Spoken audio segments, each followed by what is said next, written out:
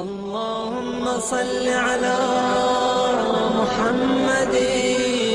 وآل محمد. بسم الله الرحمن الرحيم. رب اشرح لي صدري ويسر لي أمري واحلل عقدة من لساني يفقهوا قولي. إن الله وملائكته يصلون على النبي يا أيها الذين آمنوا صلوا عليه وسلموا تسليما. اللهم صل على محمد وآل محمد. اللہ تعالیٰ کے سب شکر گزار ہیں کہ جس نے ہمیں اشرف المخلوقات میں پیدا کیا اور اس کے بعد ہمیں یہ توفیق دی کہ ہم اس کی عبادت کریں، اور سب سے بڑی نعمت اہل بیت کی محبت اور مودت ہمارے دلوں میں جاگزی کی. ماہ رجب کی سعادتوں کو سمیٹنے کے بعد ہم ماہ شعبان میں داخل ہو چکے ہیں، اور جس طرح رجب میں نورانی شخصیات کی ولادتیں اور ان کے تذکرے آپ کے دلوں کو منور کر چکے ہوں گے، اسی طرح ماہ شعبان میں انوار شعبانیہ یعنی شعبان کے نور سے آپ کے ایمان اور ایمان کے پہلوؤں کو تقویت اور تجدید ایمان کی توفیق مل رہی ہوگی. 3 شعبان امام حسین کی ولادت،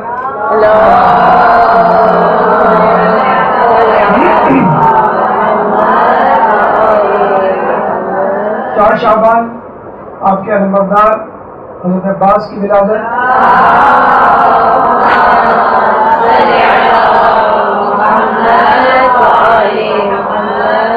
اور اس کے بعد 7 شعبان جناب قاسم علیہ السلام کی ولادت.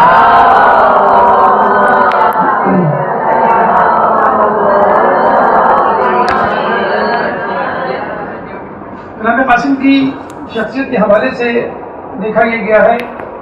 کہ ان کے ہونے والے مظالم کا تذکرہ عموماً مسائل کی صورت میں ہمیں 8 محرم کی شب ملتا ہے، لیکن ان کی زندگی کے وہ حالات جو یقیناً بڑے مختصر سے ہیں، کیونکہ زندگی ہی انہوں نے کچھ روایتوں کے مطابق 14 سال کی پائی اور کربلا میں شہید ہوئے. چنانچہ جناب قاسم کی زندگی کے حوالے سے کچھ گوشوں پر انشاءاللہ روشنی ڈالنے کی آج کوشش کریں گے. اللہ تعالیٰ سے دعا ہے کہ ہمیں اس کوشش میں کامیاب کریں. جناب قاسم کی زندگی کو ہم 2 حصوں میں تقسیم کر سکتے ہیں: کربلا سے پہلے کی زندگی سیرت طیبہ اور کربلا کے دوران پیش آنے والے حوادث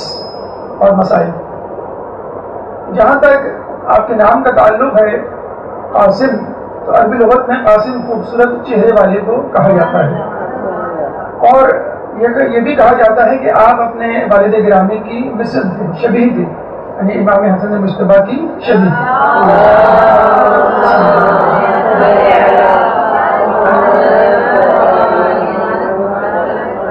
اور یہ بھی ہمیں تاریخ میں ملتا ہے کہ جناب حسن خود سرور کائنات رحمت للعالمین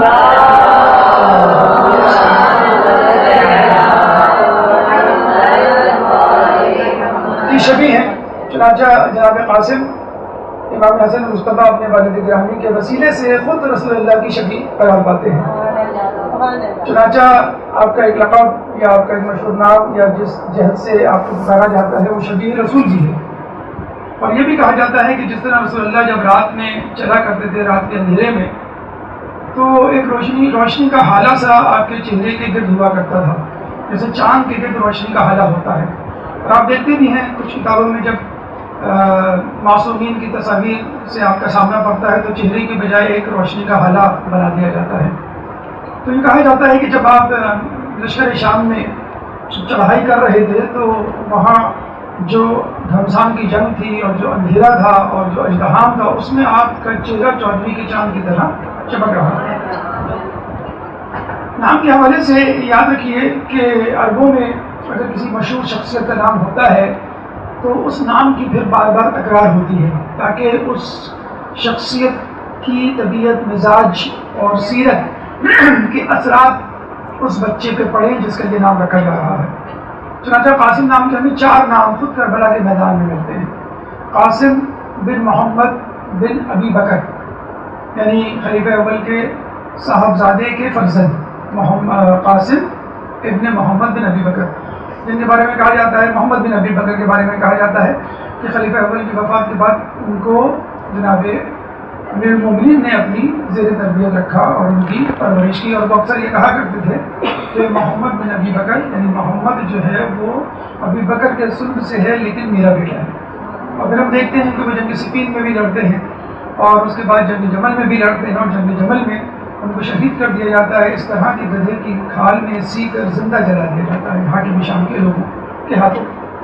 اس کے بعد جو دوسرا نام ہمیں قاسم نام کا کربلا ہی کے میدان میں ملتا ہے، قاسم بن محمد بن جعفر طیار.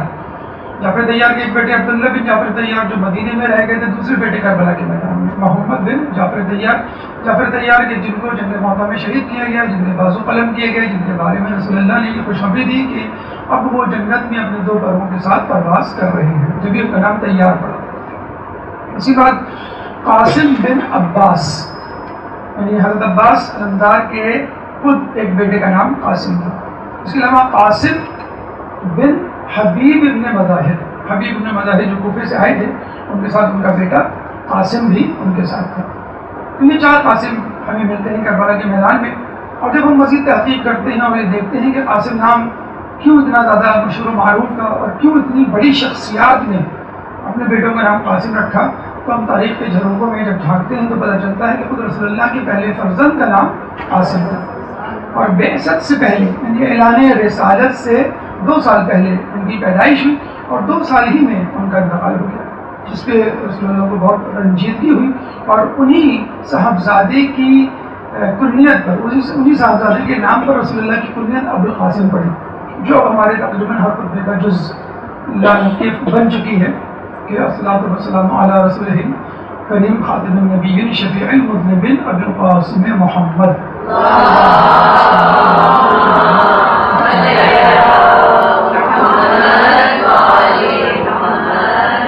تو رسول کا نام محمد اور ان کی کنیت ابوالقاسم ہے. لیکن رسول اللہ نے اس کے بعد یہ تاکید سے کہا تھا کہ میرے بعد کوئی ان 2 ناموں کو جمع نہ کرے، یعنی میرے نام محمد کو اور میری کنیت ابوالقاسم کو. لیکن 2 جگہوں پر 2 شخصیات کے جو نے استثناء دیا تھا، یعنی امیر المومنین کی اولاد جس میں ہمیں ملتا ہے محمد حنفیہ کا نام محمد تھا اور ان کی کنیت ابوالقاسم تھا. اور دوسرا استثناء خداوند قدوس کی زمین پر آخری حجت امام مہدی علیہ السلام،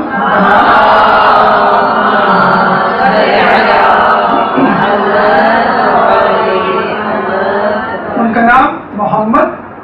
اور ان کی کنیت ابوالقاسم تھا. خود رسول اللہ کی حدیث میں ملتا ہے کہ زمین کی آخری حجت جو اس دنیا کو اپنے عدل و انصاف سے اس طرح بھر دے گی جیسے وہ ظلم و جور سے بھری ہوئی ہوگی، اس کا نام میرے نام پر یعنی محمد اور اس کی کنیت میری کنیت پر یعنی ابوالقاسم. اور رسول اللہ کی یہ حدیث بھی صادق آ جاتی ہے، عبداللہ محمد و اوسطنا محمد و آخرنا محمد و کلنا محمد. تو یہ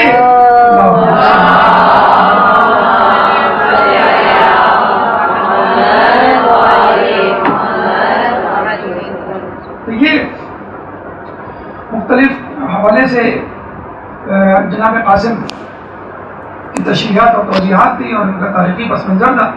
کہتے ہیں کہ جب امام حسن سے پوچھا گیا کہ آپ نے اپنے بیٹے کا نام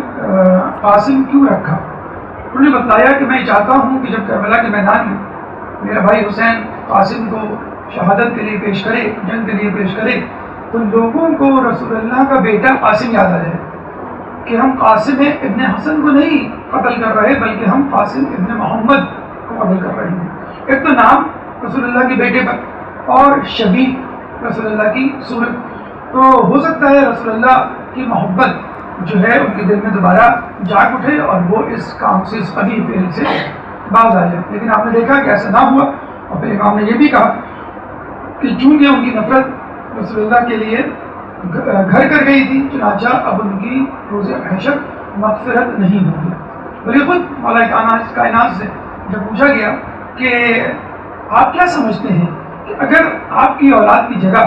رسول اللہ کی اولاد ہوتی، یعنی قاسم، طاہر، عبداللہ، اس کے بعد جو 2 بیٹے اور ہوئے تھے مدینے میں، تو 3 بیٹے ہوتے، وہ جوان ہوتے اور ان کی اولادیں ہوتی، تو کیا لوگ ان پہ ظلم و ستم کرتے یا ان کو اس طرح شہید کرتے، قتل کرتے؟ آپ نے کہا کہ بخدا وہ ایسا ہی کرتے کیونکہ ان کے دلوں میں رسول اور خاندان رسول، رسالت اور خاندان رسالت کی نفرت گھر کر گئی تھی۔ اب وہ بیٹے خود رسول اللہ کے صلب سے ہوں یا جسے کہتے ہیں کہ ان کے بعد ان کی بیٹی کے بطن مقدس سے ہوں، ان کو یہ کرنا تھا۔ تو چاہے رسول اللہ کے بیٹے سامنے آ جائیں یا علی کے بیٹے سامنے آ جائیں، ان کو قتل کیے بغیر ان کی خلافت، ان کی حکومت کا راستہ ہموار نہیں ہو سکتا تھا۔ تو یہ قاسم نام کی توجیہ اور توضیح کہ جس کی بنا پر ان کا نام رکھا گیا اور جسے کہتے ہیں کہ آپ نے حجت تمام کی گئی، کہ شاید ان کو رسول اللہ کی باتیں، شاید رسول اللہ کی محبت ان کے دل میں گھر کر جائے۔ کچھ علماء آرام نے ایک نئے پہلو سے، ایک مختلف جسے کہتے ہیں جہر سے آپ کے نام پر روشنی ڈالی ہے، جیسے کہ ہم نے آپ کو پہلے بتایا تھا کہ جناب زینب کا نام زہرا سے مستعار لیا ہے یا علی سے مستعار لیا گیا ہے، نون حسنین سے مستعار لیا گیا ہے، بے نبی سے مستعار لیا گیا۔ اس طرح قاسم کے بارے میں کہا جاتا ہے قاف کا مطلب قدیر، جو کہ اللہ تعالیٰ کا ایک نام ہے، الف سے اللہ، سین سے سلامتی اور میم سے مومن، یعنی اللہ کی قدرت ہے جو مومنین کے لیے سلامتی ہے۔ یقیناً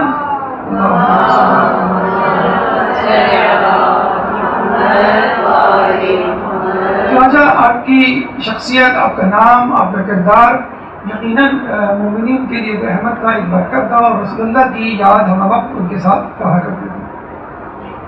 امام قاسم کی والدہ کی طرف چلتے ہیں، جیسے کہ آپ نے تاریخ میں پڑھا ہوگا، ام فروا کا نام، ان کا چرچا اور ان کا تقدس اور ان کی شخصیت آپ کے ذہن میں ہوگی۔ جناب ام فروا کنیت ہے اور ان کا اصل نام سلمہ تھا، سلمہ بنت عمرو القیس۔ ایک نام ہمیں نجمہ بھی ملتا ہے اور کچھ لوگوں کا خیال ہے کہ یہ ام الولد یعنی کنیز تھی، حالانکہ ایسا نہیں ہے، نام مشہور ان کا سلمہ ہی ہے۔ اور ایک اور نام ملتا ہے رملہ، بالا جو مشہور ترین نام ہے وہ سلمہ بنت عمرو القیس۔ عمرو القیس کے بارے میں یاد رکھیے کہ یہ خود عرب کا ایک بہت مشہور شاعر گزرا ہے، جس کے بارے میں جب مولا سے پوچھا گیا کہ عرب کا بہترین شاعر کون ہے، تو مولانا نے کہا گمراہ ترین شاعر عمرو القیس، یعنی شاعر تو تھا وہ لاجواب بہترین، لیکن گمراہ تھا، جاہلیت کے اندھیرے میں پڑا ہوا تھا اور ایمان نہیں لایا تھا۔ بہرحال یہ عمرو القیس ہیں جو یمن سے تعلق رکھتے تھے، ام فروا کے والد، اور وہ عمرو القیس تھا جو کہ مشرک تھا اور جاہلیت کے زمانے میں ہی مر گیا تھا اور شاعر تھا بہت بڑا۔ جناب عمرو القیس جو کہ والد تھے جناب ام فروا کے،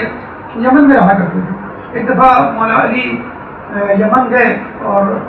عمرو القیس نے آپ سے ملاقات کی تو وہ ان کا گرویدہ ہو کے رہ گیا اور ایمان لے آیا۔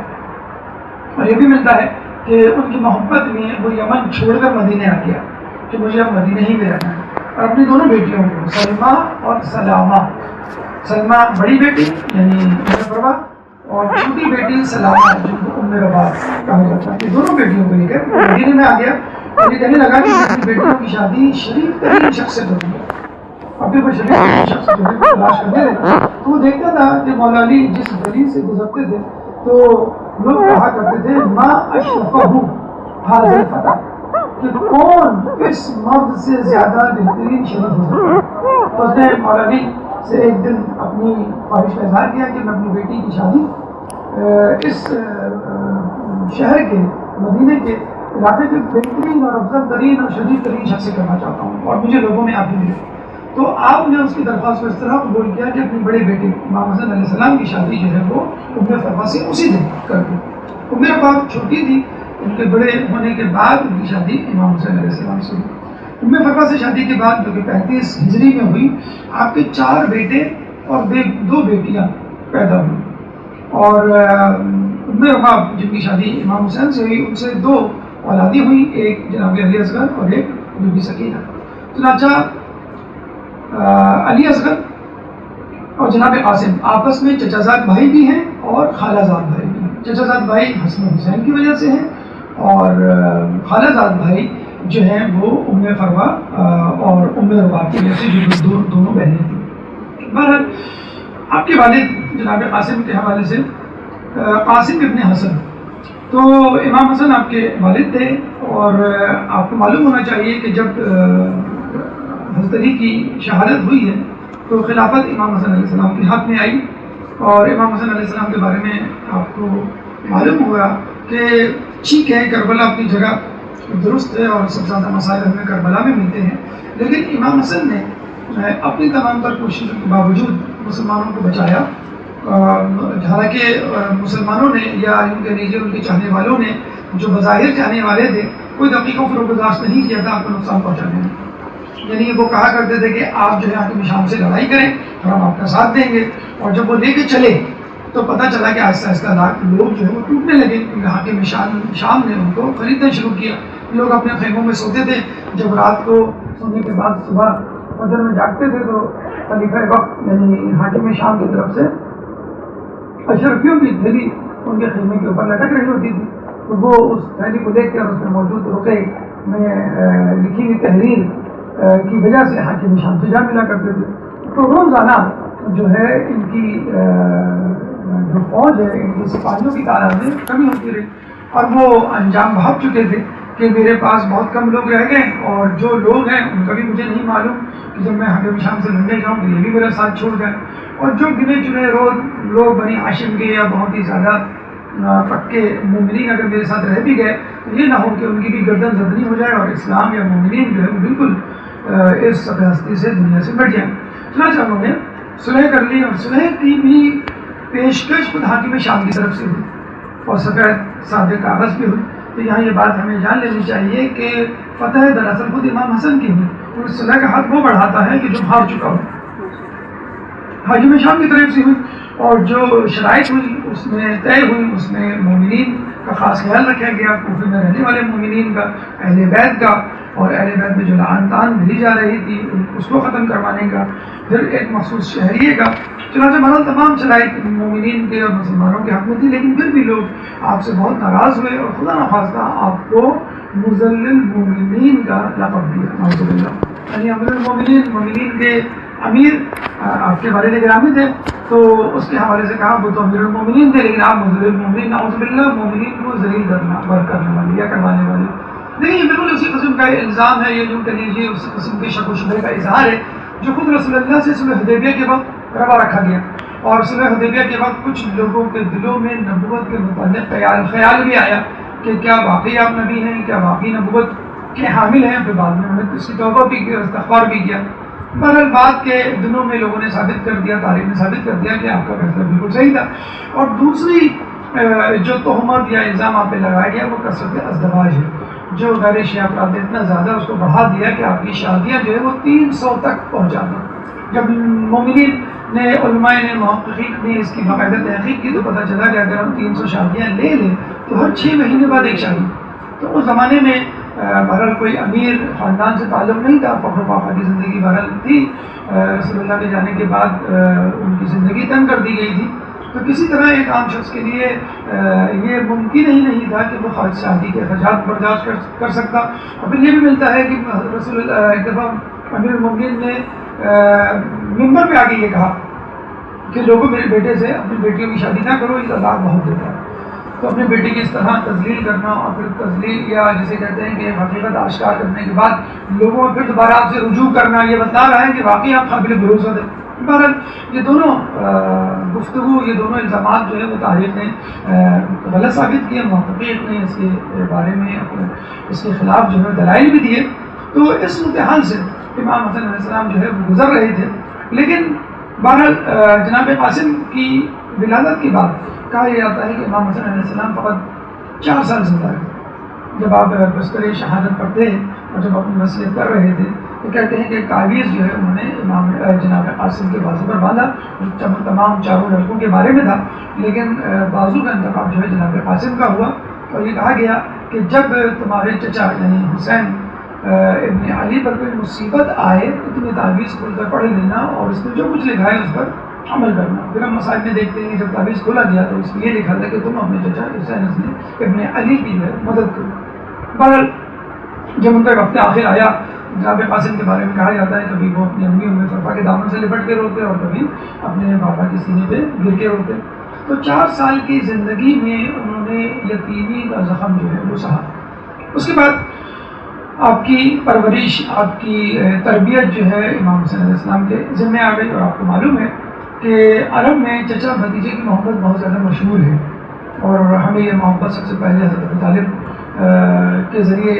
نظر آتی ہے، کس طرح انہوں نے اپنے بھتیجے رسول اللہ کی تربیت کی، محافظت کی، اور ان کو پال پوس کے جوان کیا، اور ان کو اپنے بیٹوں پر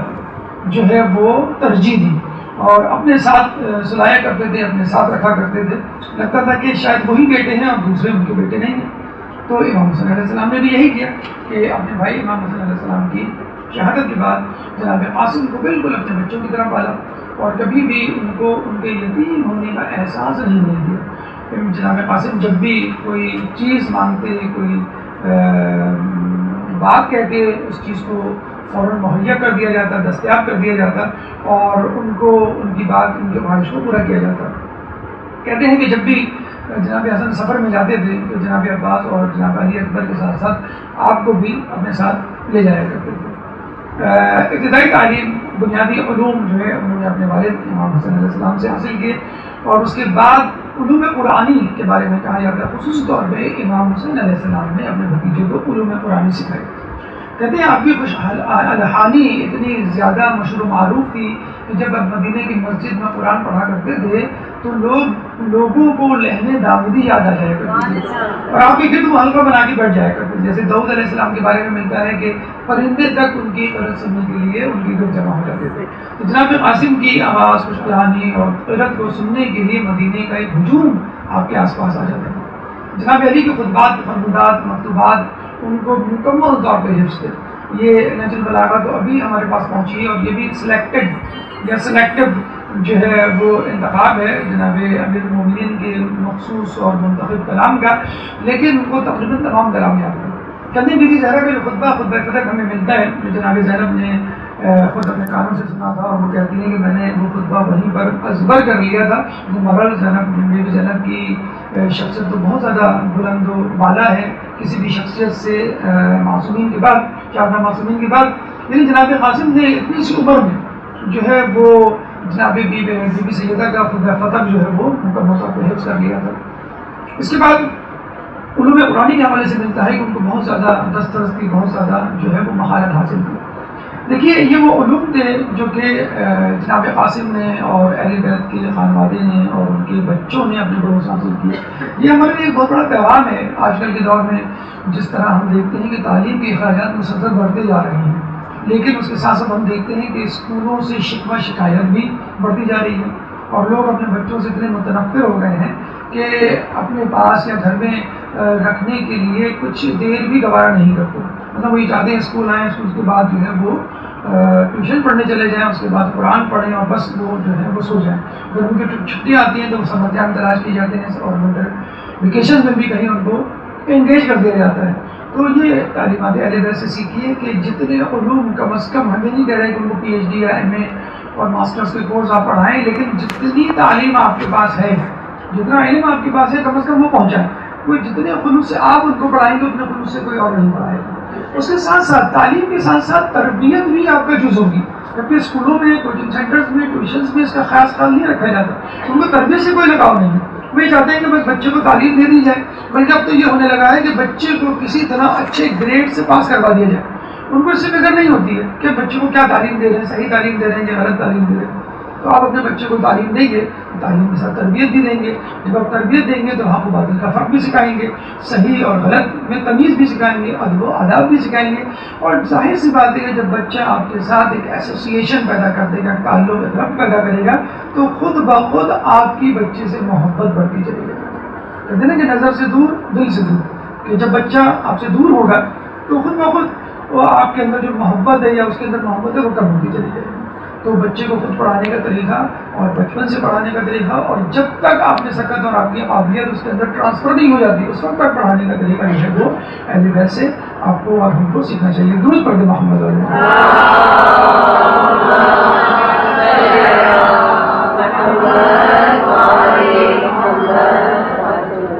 دیکھیے ہم نے پہلے بھی ذکر کیا تھا کہ خاندان اہل بیت معصومین اور ان کے اطراف کے جتنے بھی لوگ ہیں اللہ تعالیٰ ان کو بچپن سے تیار کیا کرتا ہے اور ان کے اوصاف حمیدہ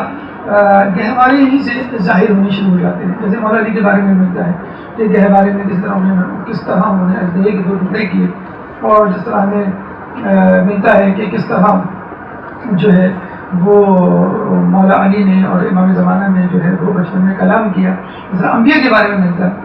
تو یوں سمجھ لیجیے کہ اہل بیت کے گھرانے کے ہر فرد کو بچپن ہی سے سکھا دیا گیا تھا کہ تم جو ہے کس خاندان سے تعلق رکھتے ہو اور تمہیں کیا کرنا ہے، اور جو آگے چل کے جو کام کرنا ہوتا تھا اس کے بارے میں بھی پہلے سے آگاہی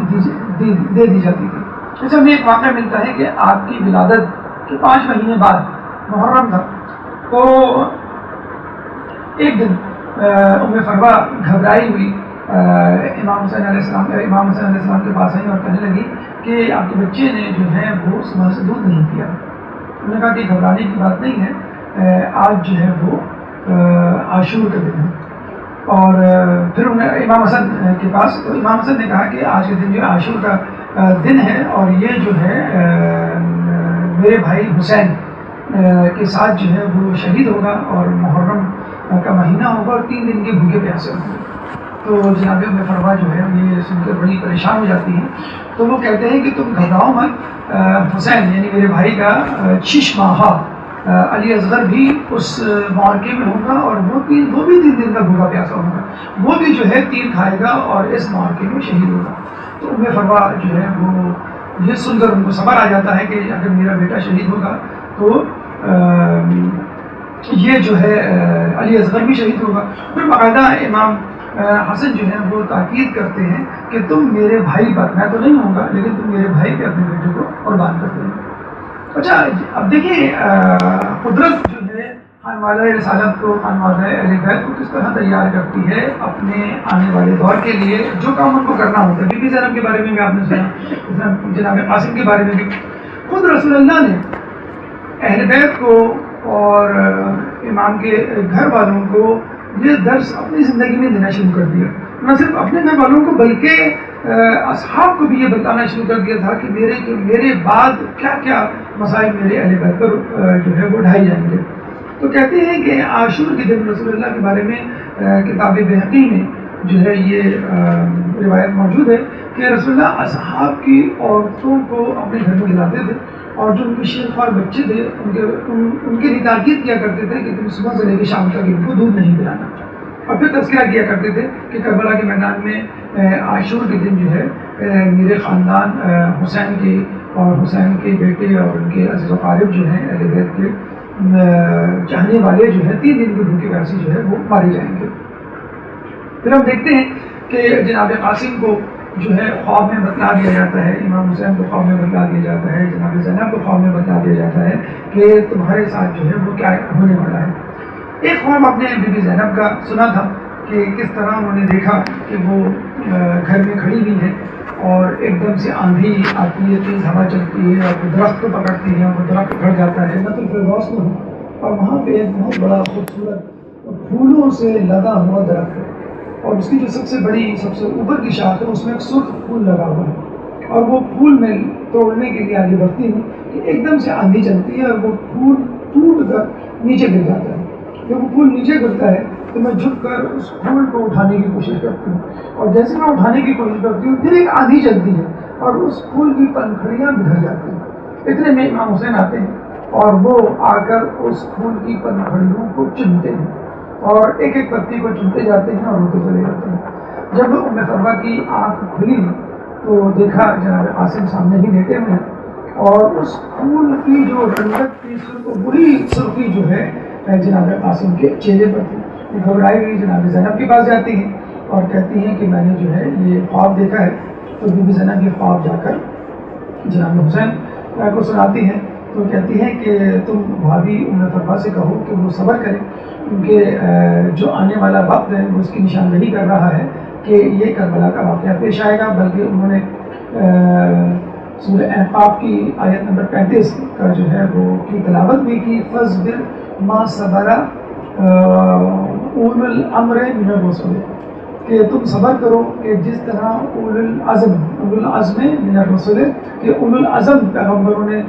صبر کیا. تو جناب ام فرما کو بھی کہا گیا کہ تمہیں جو ہے اسی طرح صبر کرنا ہے کہ جس طرح تم سے پہلے لوگوں نے صبر کیا. پھر ہم دیکھتے ہیں لوگ اکثر ایک یوں کہہ لیجیے ایک اشکال ظاہر کرتے ہیں، شکوہ کرتے ہیں کہ بھی اہل بیت کے لوگ جو ہیں وہ بچپن سے منتخب شدہ ہیں اور ان کو بچپن سے ہی بتلا دیا گیا ہے، خوابوں میں زیارت ہے اور الہامی طاقت ان کے ساتھ ہے، تو جو بھی پیدا ہوتا اہل بیت کی طرح ہوتا. لیکن ہم دیکھتے ہیں یہ سب تو چلے ایک لاشعور کی منزل ہے، خواب جو ہے ایک لاشعوری کیفیت ہے جس میں بتلا دیا گیا، یا بچپن میں جو معجزہ ہے دیکھیں ایک الہی طاقت تھی، قوت تھی جو ان کے ساتھ تھی. لیکن شعور کی منزل میں داخل ہونے کے بعد بھی انہوں نے خدا کی اطاعت اور بندوں کی خدمت سے منہ نہیں موڑا، بلکہ یہ تو وہ لوگ ہیں کہ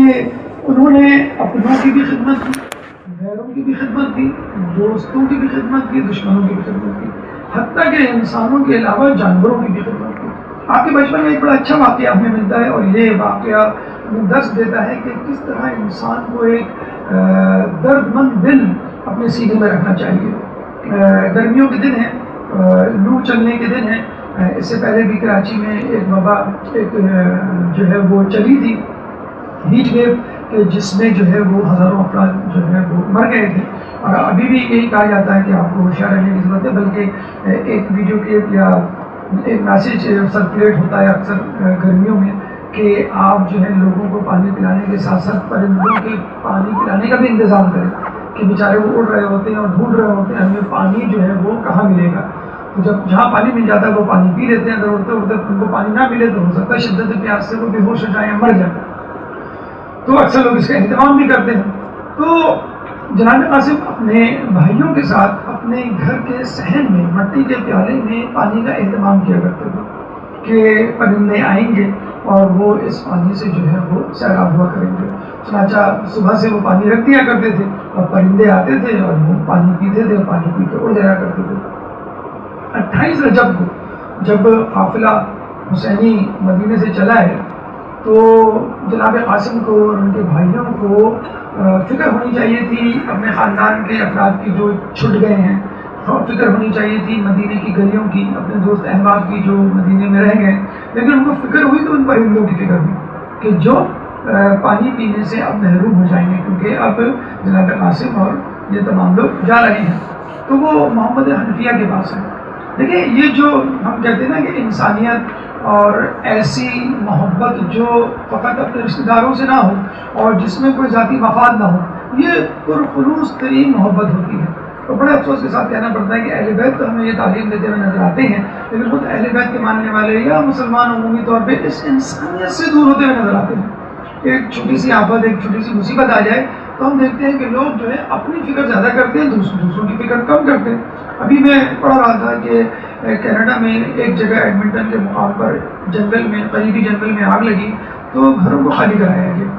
جب گھروں کو خالی کرایا گیا تو ایک شخص اپنا گھر خالی کرنے کے لیے تیاری نہیں ہوتا تھا.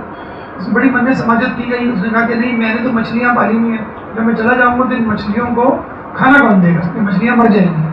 تو کہتے ہیں باقاعدہ ایک پولیس والے نے اس کی جو ہے ذمہ داری قبول کی کہ آپ جائیں اور میں آپ کو اپڈیٹ دیتا رہوں گا، میں خود اپنے ہاتھوں سے ان مچھلیوں کو کھانا کھلاؤں گا. اور وہ چلا گیا اور وہ تقریباً جو ہے وہ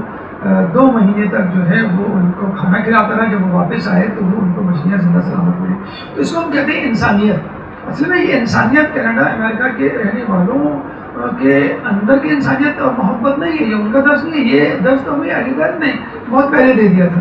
تو اسلام اور مسلمانوں کی خدمت تو بہت دور کی بات، وہ تو انسانوں سے ہٹ کر جانوروں کی خدمت کے لیے ہر وقت تیار رہتے تھے. اور یہ ہمیں ملتا ہے کہ جب ہر آیا تھا اور اپنے لشکر کے ساتھ اس نے برملا کہا تھا کہ میں آپ کا دشمن بن کر آیا ہوں لیکن میں اس وقت پیاسا ہوں، باقی باتیں بعد میں ہوں گی، اس وقت مجھے پانی چاہیے. انہوں نے حضرت عباس کو حکم دیا کہ اس کے لشکر کو پانی پلاؤ. انہوں نے جناب ہر کو نہیں، صرف ہر کو نہیں، ہر کے لشکریوں کو، ہر کے گھوڑوں کو اپنے ہاتھوں سے، اپنے ہاتھوں میں پیالے لے کر پانی پلایا، 4 5 مرتبہ پانی پلایا جب تک ان کے پیٹ سیر نہیں ہو گئے. انہیں اپنے منہ کو جو ہے اپنے چہروں کو پانی سے نہیں پھیر دیا. تو یہ وہ لوگ ہیں جب جنگ صفین میں مولا قبضہ کرتے ہیں اور پانی پیتے ہیں، اپنے لشکریوں کو پلاتے ہیں، تو اسی وقت دشمن کی فوج بھی آ جاتی ہے. تو مولا کے کچھ ساتھی جو ہے وہ ان کو روک دیتے ہیں تو مولا ان کو منع کرتے ہیں. یعنی پانی دونوں افراد پیتے. اور یہ ہوا کرتا تھا کبھی حاکم شام کا لشکر قبضہ کرتا تھا, کبھی مولا علی کا. جب حاکم شام کا لشکر قبضہ کیا کرتا تھا تو وہ لوگوں کو یعنی دشمنوں کو پانی پینے سے روک دیا کرتا تھا. لیکن جب مولا علی کا لشکر پانی پہ قبضہ کرتا تھا تو وہ دونوں کو پانی پلایا کرتا تھا. بہرحال یہ انسانیت ہمیں اہل بیت کے گھر سے ملتی ہے, اور دنیا میں اگر کوئی کسی قسم کی انسانیت ہو بھی رہی ہے تو اس کا درس دراصل اہل بیت نے دیا ہوگا, جس کو ہم مسلمانوں نے تو بلا دیا ہے اور دوسروں نے اپنا لیا ہے. چنانچہ بہرحال جناب قاسم اپنے بھائیوں کے ساتھ محمد حنفیہ کے پاس جاتے ہیں, کیونکہ وہ کربلا نہیں گئے تھے, ان کو مدینے میں رہنا تھا. ان کے پاس جا کے کہتے ہیں کہ ہم جا رہے ہیں اور ہمیں فکر ہے ان پرندوں کی جو کل دوبارہ آئیں گے اور جو روزانہ آتے ہیں ہمارے گھر میں, ہمارے صحن میں جو پیالہ ہے اس میں جو موجود پانی ہے اس کو پینے کے لیے ہمیں فکر ہے کہ ان کو پانی کون دے. تو محمد حنفیہ نے کہا کہ یہ ذمہ داری میں قبول کرتا ہوں, تمہارے جانے کے بعد روزانہ پانی ان کو میں پلاؤں گا. اور کہتے ہیں وہ 29 رجب ہی کو دوسرے ہی دن پہنچ گئے اور پیالے میں جو ہے مٹی کے پیالے میں جو ہے پانی ڈالا, ان پرندوں کا انتظار کرتے رہے. لیکن انتظار کرتے کرتے صبح سے دوپہر, دوپہر سے شام اور شام سے مغرب ہوئی, وہ پرندے نہیں گئے. بڑے حیران ہوئے. پھر اگلے دن دوبارہ انہوں نے پانی ڈالا, پھر پرندوں کا انتظار کیا, لیکن وہ پرندے نہیں گئے. کہتے ہیں کہ ان پرندوں کو 28 رجب کے بعد مدینے میں کسی نے نہیں دیکھا. اگر دیکھا تو عصر عاشور دیکھا کہ جب امام حسین کو شہید کیا گیا, ان کا لاشا جو ہے خون میں لت پت پڑا ہوا تھا, تو کچھ سفید پرندے اور ان کا غول امام حسین علیہ السلام کے لاشے کے پر آیا اور اپنے پروں کو ان کے خون سے خلط ملط کرنے لگا. اور پھر وہ پرندے اڑ کر مختلف سمتوں میں چلے گئے. کہاں چلے گئے نہیں معلوم. ہاں ایک شخص نے قبر رسول میں پر ان پرندوں میں سے ایک پرندے کو دیکھا تھا, شاید وہ شہادت حسین کی خبر سنانے رسول اللہ کو دیا تھا. اللہ لعنت اللہ علی القوم الظالمین. اللجن يا مولا اللجن